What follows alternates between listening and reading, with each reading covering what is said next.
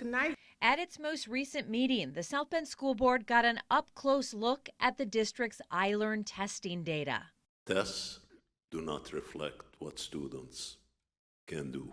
What the data does say is that only 22% of South Bend students in grades 3 through 8 are proficient in English language arts. So thank you, Superintendent Eid. So what is the plan for South Bend schools as we look to change and improve the student outcome? The corporation is heading toward a huge shift, including a renewed focus on helping the littlest learners with foundational reading skills. And some of the changes are already underway, including the implementation this school year of a brand new core reading curriculum. One of the first things that I did was lead the new curriculum adoption. Sarah Rodriguez was hired earlier this year as the district's K-5 literacy director. One thing I also wanted to do was to do like an inventory of all of the different programs in the district. And what she found was there were a lot of different programs being used at different schools in different ways and in different grade levels. That's the problem with having so many programs, is that it's almost impossible to get any good data on what's working and what's not working when you're constantly changing so many variables. WSBT covered one of those programs in 2023 when it was piloted at 2 schools in South Bend. The Once Early Reading Program, which provided daily one-on-one reading tutoring to kindergartners, was expanded to all district schools this past school year.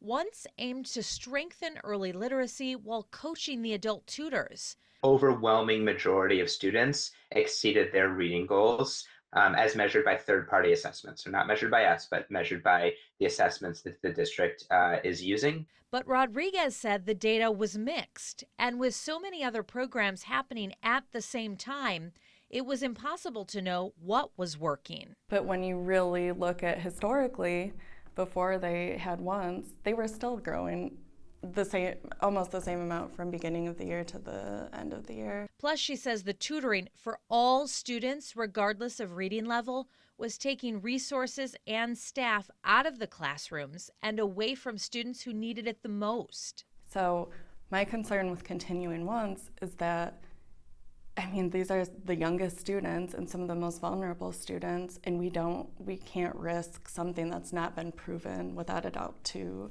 have been effective if there are other options that could do the same thing. Which is why Rodriguez says the district is starting this new school year with a clean slate. It lined up really well with the curriculum adoption, so I think the first step is to de-implement. This means ditching several different reading programs, including Once. What I think is fortunate about this timing is that there is still time to stop this. But Rodriguez says the district is keeping what it knows was working and moving in a new direction that's more efficient and better aligned with the new ELA curriculum.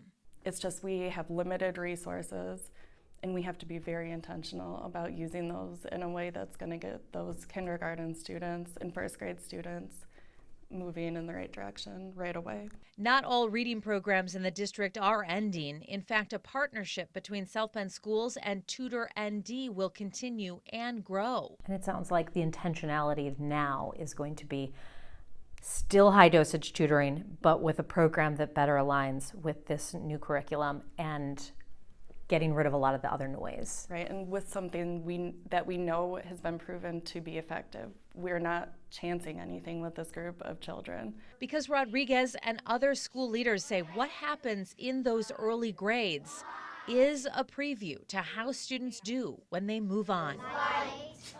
Thanks for watching. Here's another story you may like, and subscribe to the WSBT 22 YouTube channel.